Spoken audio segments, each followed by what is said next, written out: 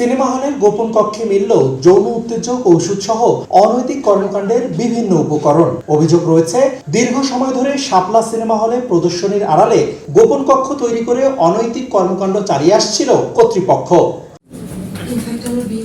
গত 19 তারিখ গোয়েন্দা পুলিশ অভিযান চালিয়ে আপত্তিকর অবস্থায় হলটির গোপন কক্ষ থেকে 35 জন কিশোর কিশোরীকে আটক করে। তবে অপ্রাপ্তবয়স্ক হওয়ায় মুচলেকা দিয়ে তাদের ছেড়ে দেওয়া হয়।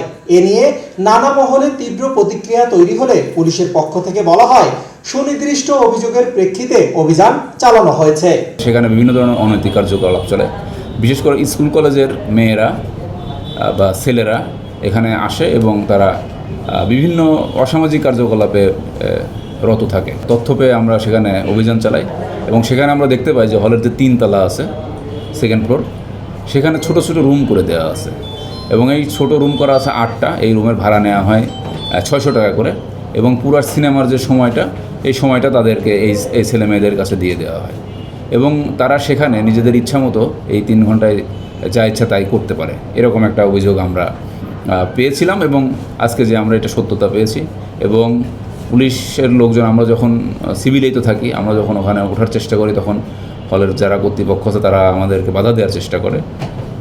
তাদের বাধা অতিক্রম করে আমরা যাই এবং সেখানে আমরা হাতে নাতে মানে অবসীন অবস্থায় অনেককেই পাই।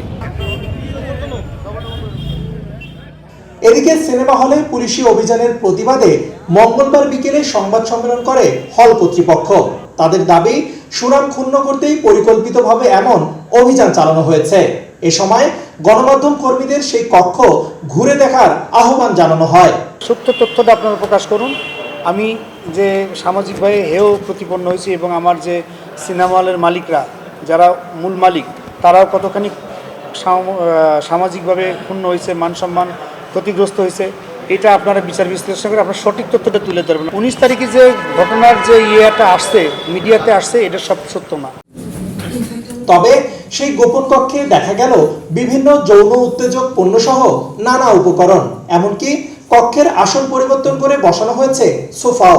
ঐতিহ্যবাহী রংপুরের এই শাপলা সিনেমা হলটি পুলিশি অভিযানের পর থেকে বন্ধ রেখেছে কর্তৃপক্ষ। রিদওয়ান হিমেল, সময় সংবাদ, রংপুর।